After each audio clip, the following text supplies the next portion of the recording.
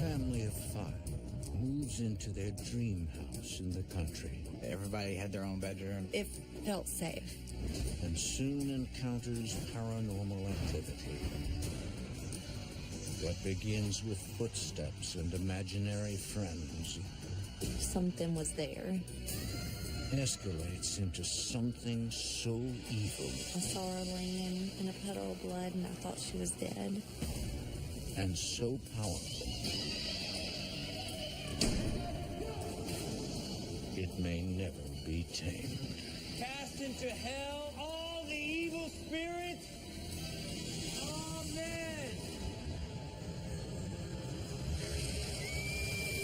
In America, there is real evil. It lurks in the darkest shadows and in our most ordinary towns. Between the worlds we see and the things we fear, there are doors. When they are opened, nightmares become reality.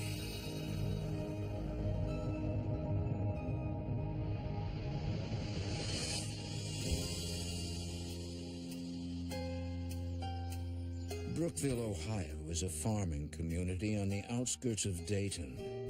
It's one of those everyone knows your business sort of places. Settled in 1850, Brookville sprung up from nowhere along newly laid railroads built to connect larger cities.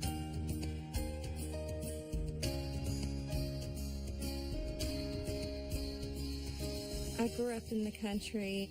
It was safe, fun, big yards, close-knit community, and that's what I wanted for my children.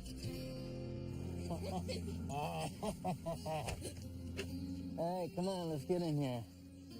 Get in there, little tiger. In the fall of 2008, Alicia Kane and her husband Scott We got quite a haul. moved their family from Sioux Falls, South Dakota to rural Brookville. When we saw this house, we knew that it was going to be perfect. Everything kind of reminded us of where we lived at before, and we kind of fell in love with the place right off the bat. Did you scare them? Mac is 15. What about you? Do people think you're a witch? Farah is 10. And what about you, little devil? And Marissa is 6.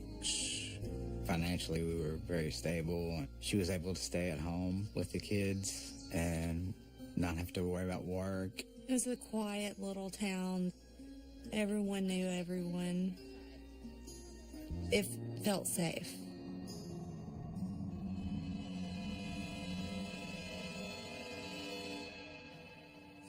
Inside, the 4-bedroom house feels spacious and open. Look at this. We've always been in smaller homes, and it was a good-sized house, and we would have plenty of room.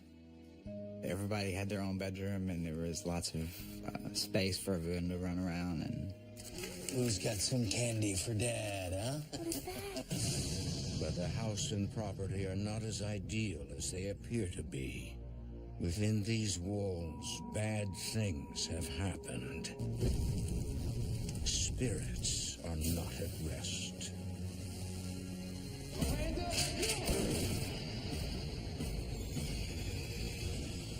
By March of 2009, the family has settled in.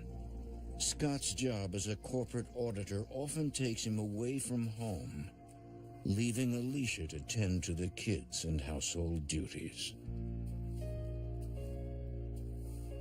At that time, my husband was staying out of town a lot. all I wanted to do was be there with them, and all they wanted was for me to be there with them, and it was pretty difficult. Sometimes I spend 2 weeks at a time away from home and come home on the weekend and then go right back.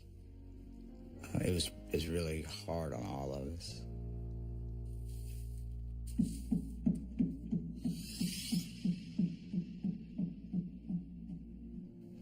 Six months after moving into the house, weird things started happening. I heard footsteps and it sounded like bare feet. hitting the wood floor.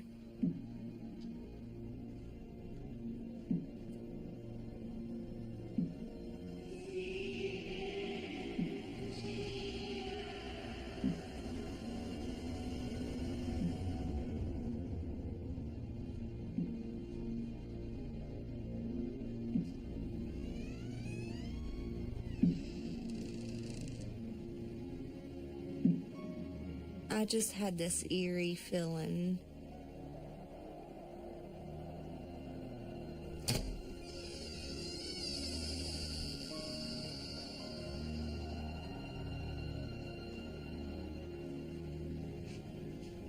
I couldn't see anything, but something was there.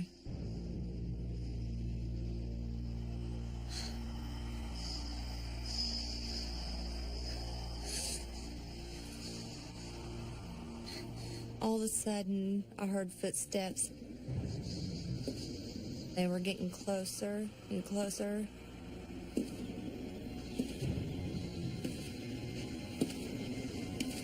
All of a sudden, it stopped.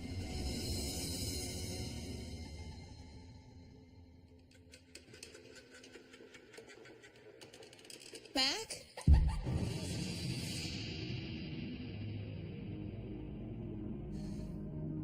When I didn't see anything, it made me feel like maybe it was just me. I felt confused, frightened, crazy. My gut told me that something wasn't right in that house.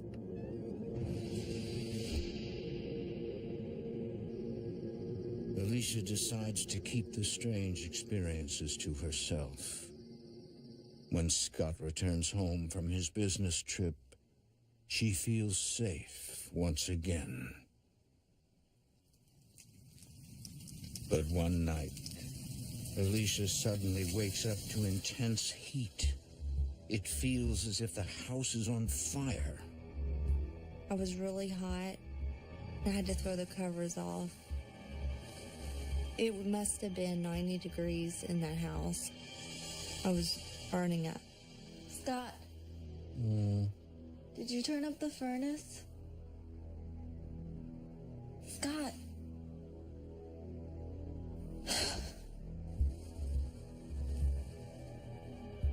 At first, I thought maybe the children had turned the heat all the way up. But the thermostat has not been touched. So I went to go check the furnace.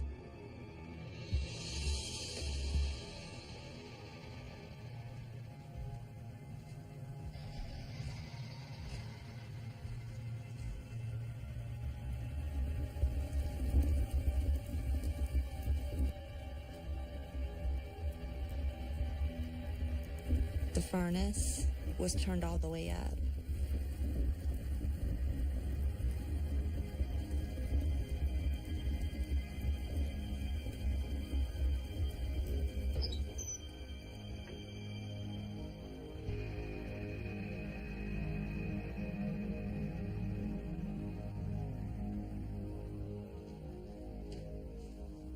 I knew it was weird that there was nothing to explain it, but I just kind of let it go.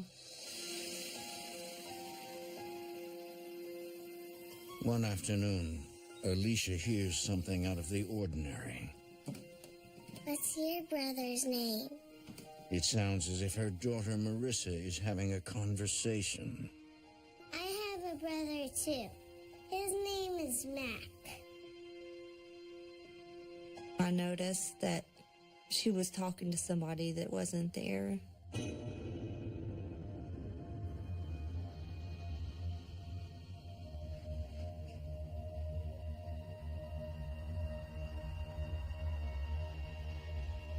Who are you talking to, Marissa? Jacob. She was telling me that it was a little boy named Jacob and his brother named Stephen. Him and his brother Stephen used to live here. Look, I drew a picture of them.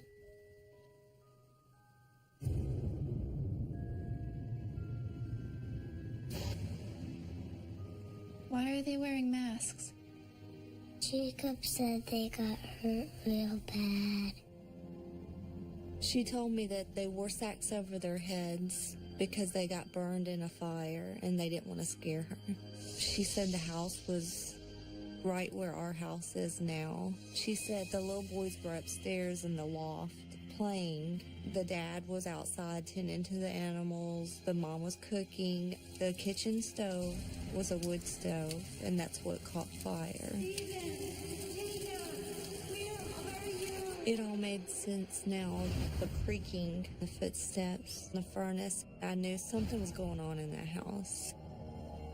Where are Jacob and Stephen now?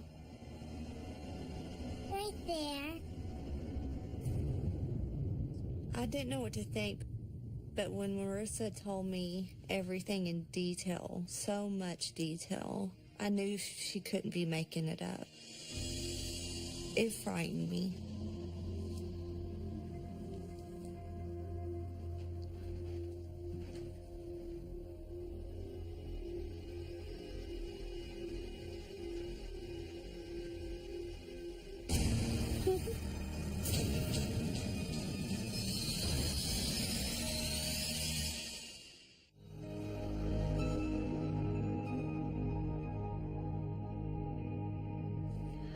In the fall of 2008, the Kane family, Alicia, Scott, and their 3 children, move into a house in Brookville, Ohio.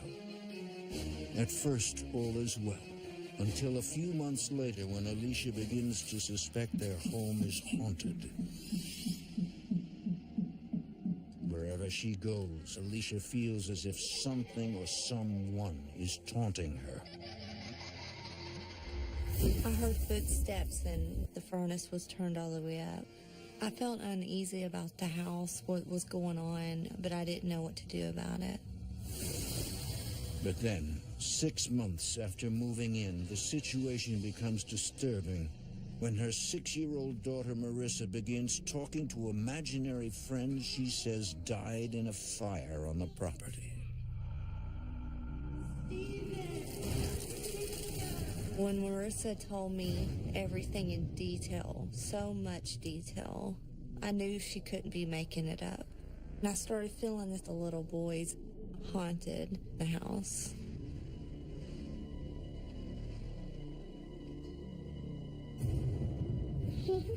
My gut told me that something wasn't right. I just wanted answers. Alicia has not said a word to her husband, Scott. I decided not to tell Scott because he was out of town working a lot. Instead, she takes matters into her own hands and does some research at the local historic society. I was hoping to find answers of the owners, who lived there, who's died there, anything I could think of. What Alicia discovers rattles her to her core. Factual evidence to back up her daughter's story. I found out there was a home on the property in 1865 and that it had burned down, so that confirmed what Marissa had told me. In that moment, I knew something was going on in that house. The records offer nothing more about the house or its inhabitants. But Alicia believes her daughter's new friends were burned alive on their land. It made me feel very frightened. I wasn't scared of ghosts, but I was scared of the unknown.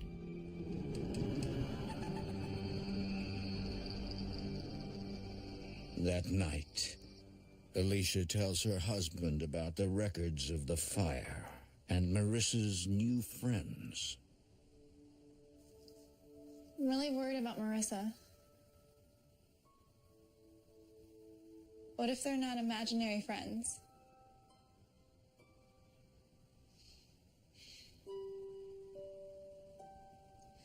I don't know, what if our house is haunted? I found this map in the Historical Society, Scott. Honey, she's just using her imagination. It's normal behavior for a kid her age in a new place. I kind of reassured her that kids have imaginary friends and it's kind of normal and there's nothing odd about it or strange. She's the youngest and the two older kids would kind of leave her out of stuff, so I just thought she was trying to make her own friend, you know, have someone to talk to because they were kind of older and kind of ignored her a lot of times, so I just thought she was trying to have a friend, imaginary friend. I was a little upset that he didn't believe, but I wasn't scared of the little boys. I felt like they weren't there to hurt us, that they were just trying to let us know what happened to them. It's an old house. When you turn the hot water on, the pipes knock and make noises underneath the house, and the doors all creak, and when the wind blows, you could hear it in the windows, and when cars drive by, it's kind of loud sometimes, and the lights will play tricks on you. I just tried to not focus on the house being haunted and live normal.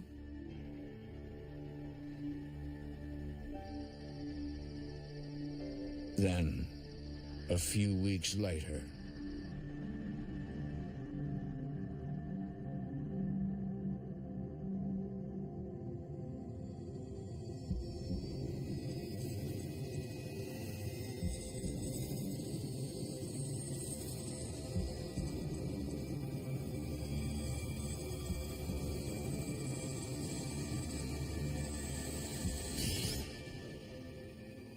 Mom, someone's in my room. Scott, Marissa said somebody's in her room. You could tell she was very upset. Relax, sweetie. You're probably just having a nightmare. Maybe she should sleep in here tonight. Honey, it's fine. Come on, kiddo. Let's go check this out.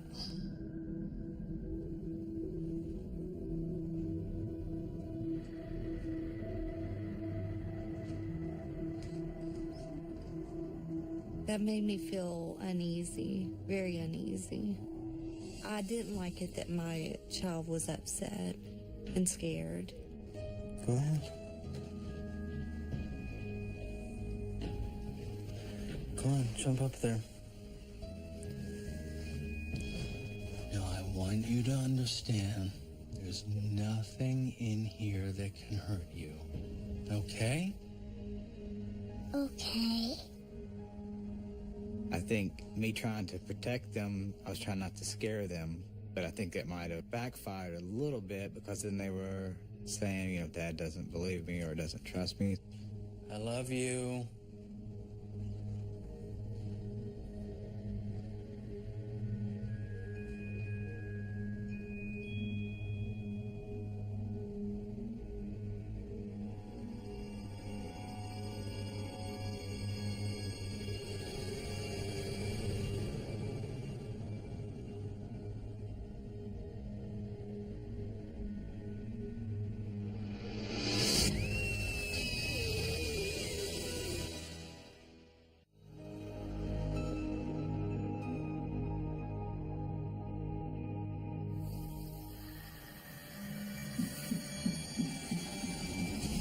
It's 2010. For months, Alicia Kane has been convinced that her house is haunted by the spirits of young boys who died in a fire on the property long ago. Her 6-year-old daughter carries on conversations with the ghosts who appear friendly. What's your brother's name? While her husband, Scott, refuses to believe. Honey, she's just using her imagination. One night, young Marissa is visited by a much more terrifying entity. Mom, someone's in my room. Honey, it's fine. Come on, kiddo. Let's go check this out. There's nothing in here that can hurt you.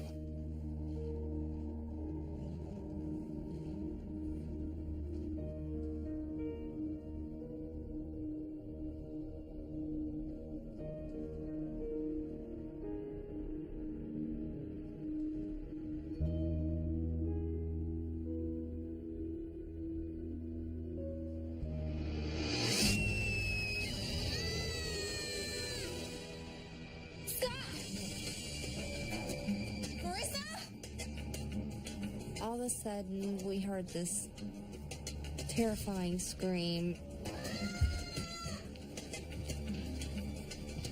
She said she saw a woman in her room. She said the woman's dress was torn and she was bleeding. It was very real to her. I had never seen her that scared before. It's okay. What happened? Nothing. Marissa's older siblings, Mac and Farah, are concerned about their sister. I knew something was definitely strange going on. But Scott still isn't ready to accept that his house is haunted. Scott thought that because we were talking about the little boys, it stirred up Marissa's imagination. Come on. She can stay in our room tonight. I knew 100% that my house was haunted. I was starting to think that there was more to it, not just the little boy ghost. Over the next few weeks, everyone in the family is on edge. Even Scott feels the tension. I started noticing that the kids were a little more skittish in certain areas of the house, and the girls wanted to start sharing a room together. They didn't want to sleep alone. And so we moved Marissa out of her room into Farah's room. The whole kind of vibe of the house had started to change. We were all walking on eggshells. We didn't know what to do. We were all very scared. But with Scott working out of town much of the time, it's Alicia who must cope with what her husband still denies. That something sinister inhabits her home. I wasn't sure what was going to happen next.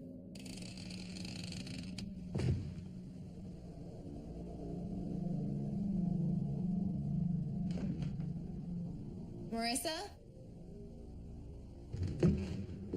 Farah? Mac? I was starting to think maybe something bad happened in that house. Miranda!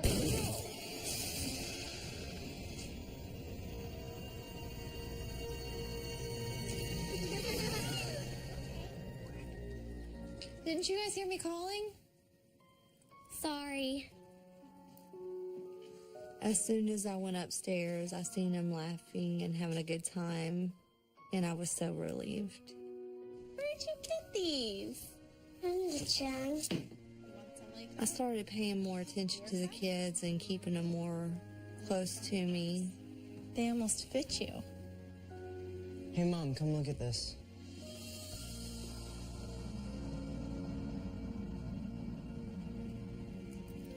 All of a sudden, Mac handed me this bloody, ripped up shirt that he had found.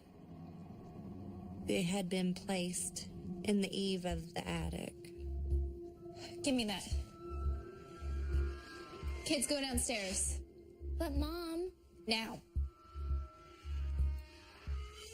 Alicia believes the bloody shirt has a connection to the woman who scared Marissa in her room. It was like someone was trying to hide it. When are you coming home? And Alicia would call me all stressed out, and then it would be like we'd fight over the phone, and then I'd want to just come home right away, but I couldn't because I had to stay for work. It was really, really hard. Something is in this house. Scott still didn't want to believe it. I was all alone, dealing with a stressful situation. All right.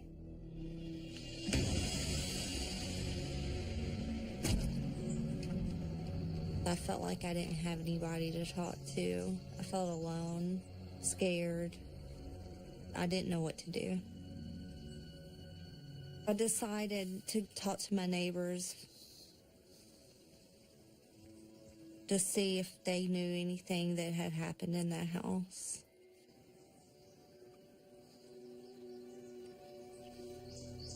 Excuse me. Do you know if anything strange ever happened in my house?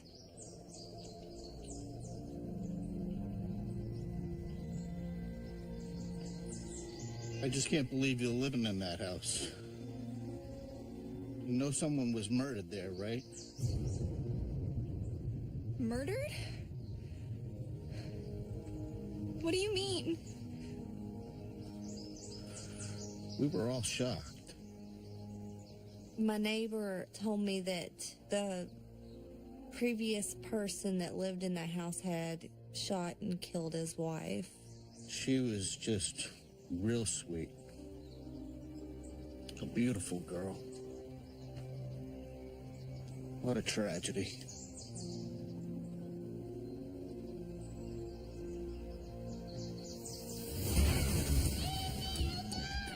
According to local newspapers, the murder took place in the early 1980s. Where are you gonna go, Miranda? Where are you gonna go? You have nothing without me. You understand me? The newspaper article said they had been in an argument. Miranda, no! And he shot her twice in the back. It confirmed what had been going on in the house, what Marissa had seen. It's when I realized that the house was really haunted. I was feeling every kind of emotion there is possible. I was scared, frustrated, angry, and now I was worried about my family. I felt completely powerless. But the real terror for Alicia's family is just beginning. A few days later, Farah hears strange sounds coming from somewhere in the house. Mom?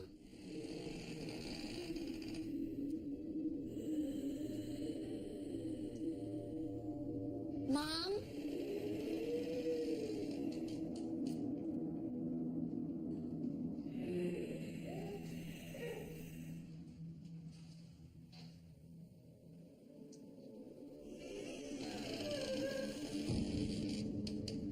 Mom? Mom?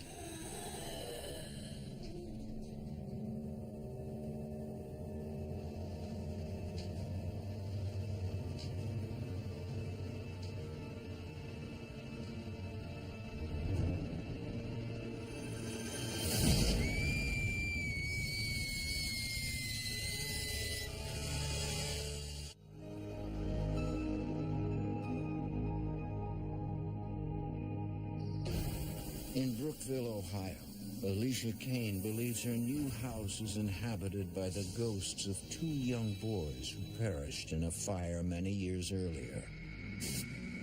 After thinking about it, I realized that the boys weren't trying to hurt us.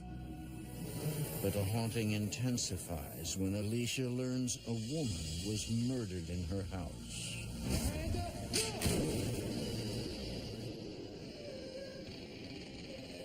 Mom?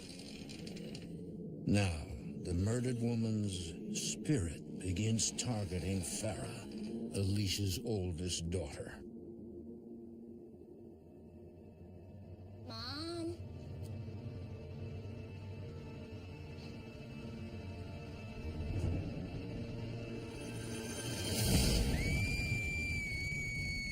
All of a sudden, I heard this terrifying scream. And Farah was crying and shaking. It was awful. What happened? I saw her, Mom. I saw her. She She says she heard creaking come from the bathroom, and she saw a bloody woman. She was bloody all over. She had blood coming from her eyes. I tried to calm her down, but it was really hard. She was really freaking out. The way Farah described it, it seemed as if it was the same woman that Marissa had seen. Alicia is devastated. It all made sense now, the clothes that Mac found and what Marissa saw. I was absolutely terrified. It was now targeting my kids, and I didn't know what to do.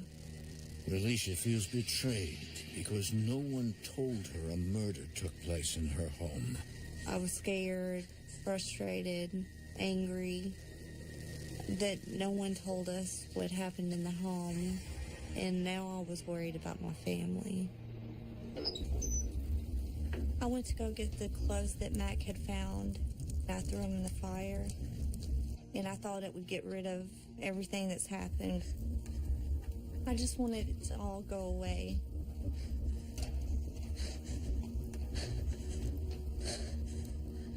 Alicia?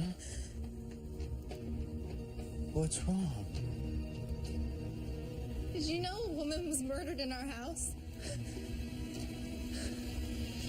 I didn't really want to believe it still. I was still kind of in denial about it. But when Alicia had told me that the previous owner had murdered his wife in the house, it kind of made everything fall into place. That's who Marissa saw in her bedroom that night. And Farah saw her in the bathroom this afternoon. And she was covered in blood. Everything that the kids had experienced, everything that Alicia had experienced, it all made sense. And it kind of floored me. I found this in the newspaper.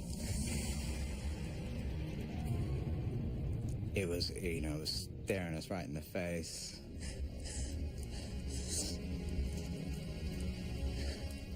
I'm so sorry I didn't believe you. The evidence overwhelms Scott. He finally believes the house is haunted and accepts the idea that his family needs help. I knew that she was pretty much at her wit's end, and we needed to find somebody to help us. She was going to fall apart, the kids were going to fall apart, everything was just going to go south from there if we didn't get help. We knew that we had to find somebody to help us. We couldn't do it on our own. A mutual friend helped us find the Foremans from Living Dead Paranormal.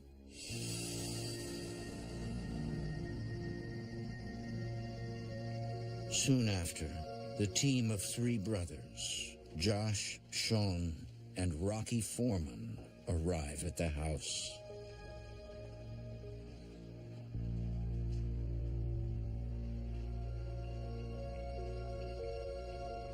The Kane children spend the night with a friend to ensure their safety. On this particular case, we started up on the 2nd floor because it was one of the areas when we were doing the walkthrough, you got the heaviness on your chest. And it was also the area that the family was having most of their experiences.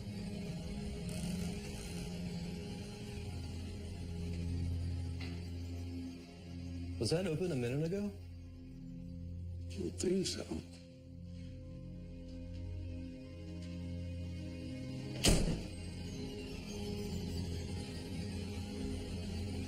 Let's go check out the attic. Okay.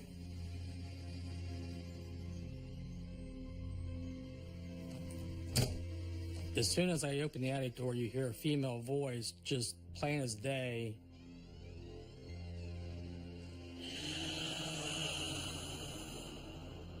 It was real drawn out. She goes, "No." It was like she was standing right there with us. At that point, part of you says, get the hell out of the house. But Josh feels a sense of responsibility to the family. Overcoming his fear, he and Rocky proceed with the investigation.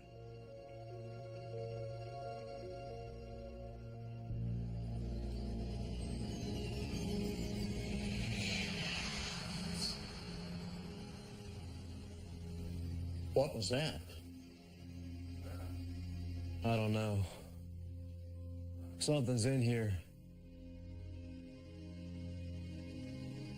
He immediately got a sad feeling, and he had asked if I was feeling the same thing he was feeling, because a lot of times, when you're in the middle of an investigation, you'll get different emotions, from sadness or fear.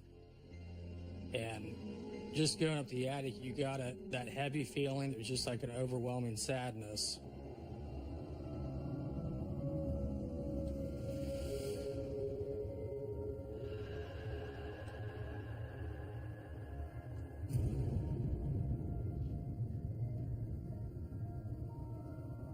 Are you here with us now?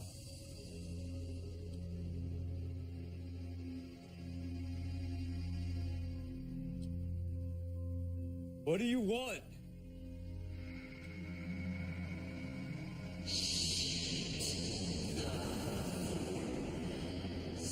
What do you want from us?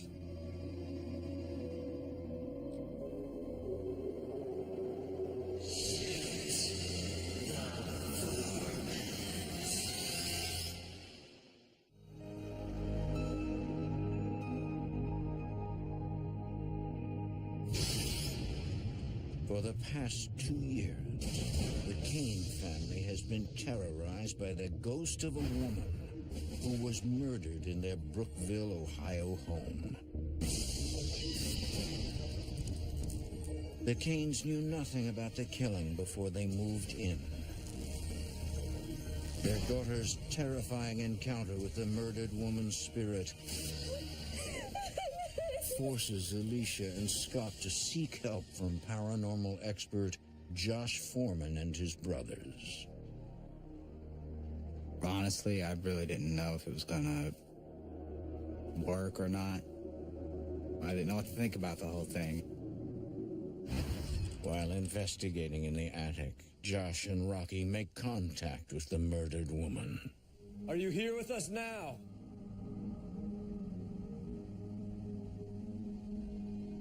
What do you want?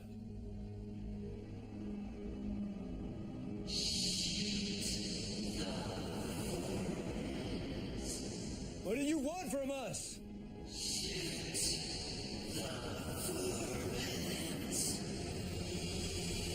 We heard a female voice, plain as day again, like she was standing right there with us, said, "Shoot the Foremans."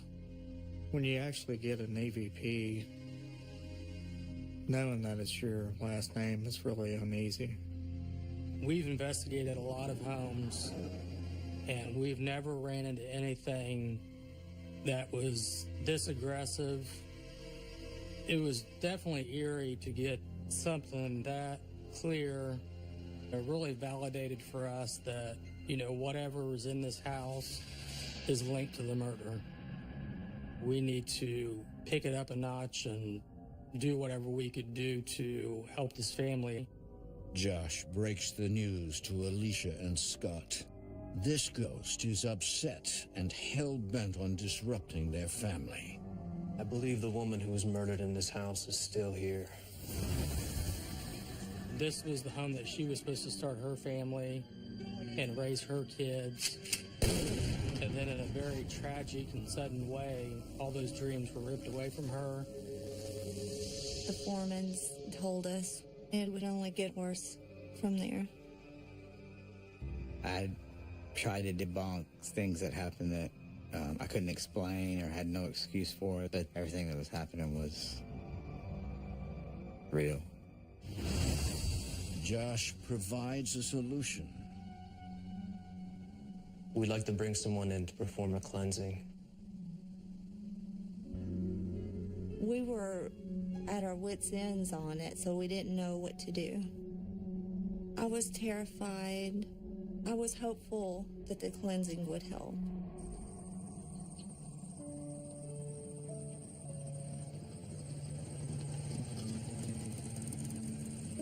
Father Alan Dersham arrives at the Kane house prepared to confront an angry, restless spirit. He's a special kind of priest with many tools at his disposal. He's what's called an eclectic priest. I follow many different religions to combat the spiritual world. As soon as I got to the property, I felt an immediate, strong, dark presence. I know it didn't want me there. Thank you for coming. Yeah. Something was very hostile. It was almost like it was wanting me to get back in my car and leave.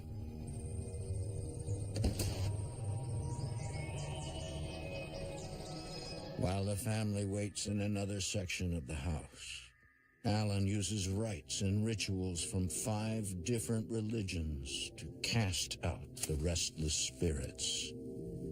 When I set up a cleansing, I picked the centermost room of the house and I burn a black candle that will absorb every negative energy into the house. It was strange to have this man with all this weird stuff that we've never had in our home before, but we were willing to try anything. Saint Michael, the Archangel, defend us in battle. Safeguard us against the wickedness and the snares of the devil. I could sense spirits of children there, as well as a darker spirit. The children's spirits seemed to be more welcoming and just curious. They seemed to be stuck in the home. The dark entity was on the upper levels of the house, towards the attic and the second floor.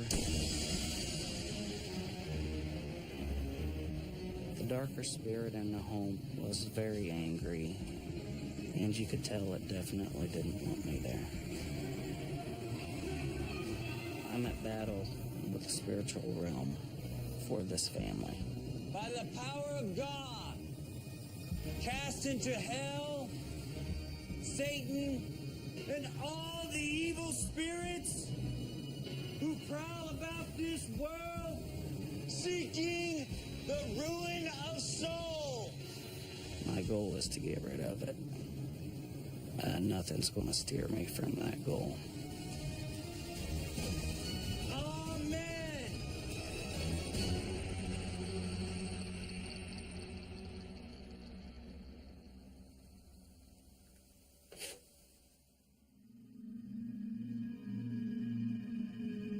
I felt very strongly that I had eliminated a presence within the home.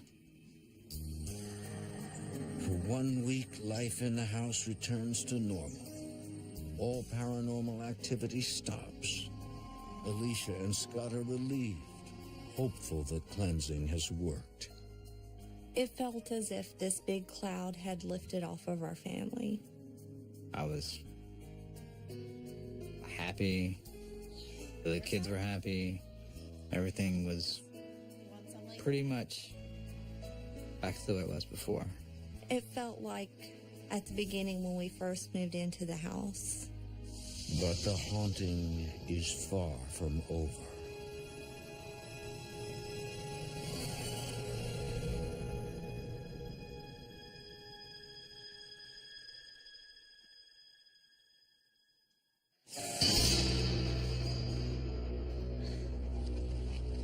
I started feeling this burning on my leg. I was very terrified. All of a sudden, I looked down and saw blood on the bathroom floor.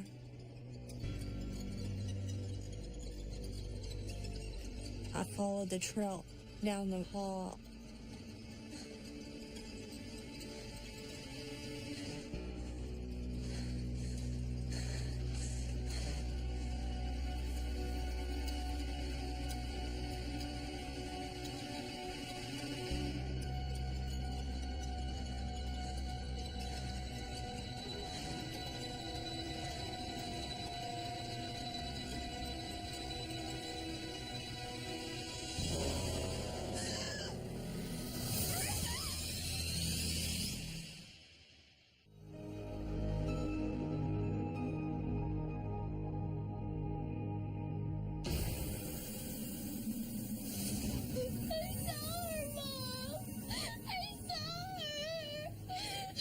For more than 2 years, the Kane family has been terrified by the bloody spirit of an angry woman murdered in their Brookville, Ohio home. After bringing in professional help and getting the house cleansed, the family believes their nightmare is over. Cast into hell all the evil spirits. Amen. But it's not. It's back with a vengeance.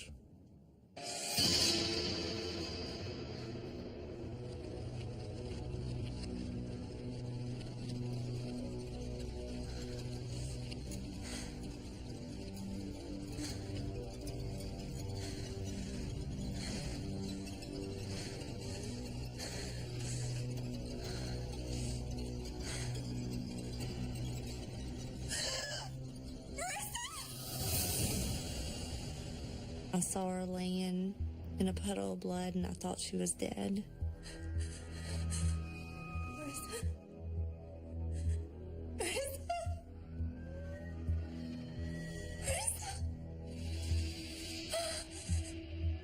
She woke up and she didn't know what had happened.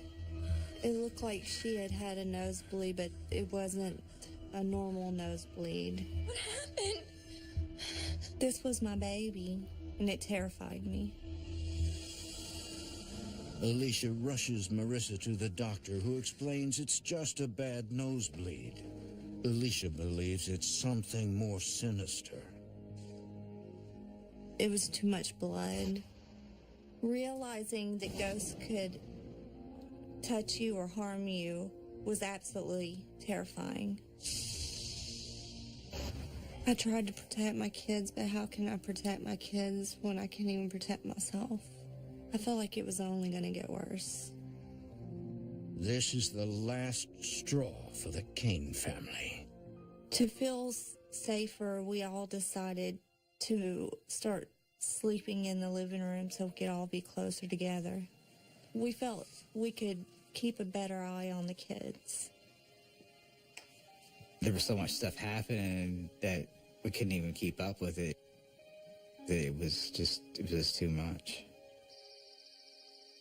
The family decides to move out as soon as possible, but for financial reasons, they have no idea when that will be. We are currently trying to get out of the house. It has been a burden on all of us to not be able to just leave the house. We're financially stuck, but we are saving to get out as quickly as possible. Me and Alicia decided that was it. We weren't going to take all the stuff anymore. We weren't going to go through everything again. We're trying to ignore all the other stuff that goes on and just concentrate on getting out of there. I had to go and have that talk with my kids again, that we got to be strong. Dad, what if the ghost comes in here? Paranormal investigator Josh Foreman plans a formal exorcism of the house once the Kane family moves. He hopes to make it safe for future inhabitants. Personally, for me, I was devastated to hear that the activity came back because we had tried everything that we knew from the different experiences we've had over the last 10 years of investigating the paranormal. But there is a chance that whatever they do, the spirits may never be driven from the property. It needs to be something more in your face that's really going to push this thing. It's really time for us to think outside the box. My only hope is whatever this is doesn't follow them, and they can be at peace finally.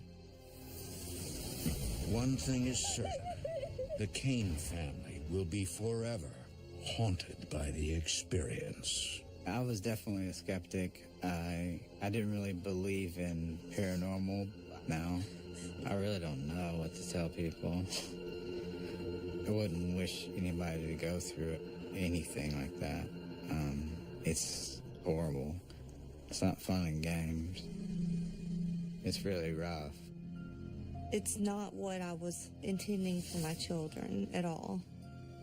It hurts a lot. It feels like I'm not protecting my family the way I should.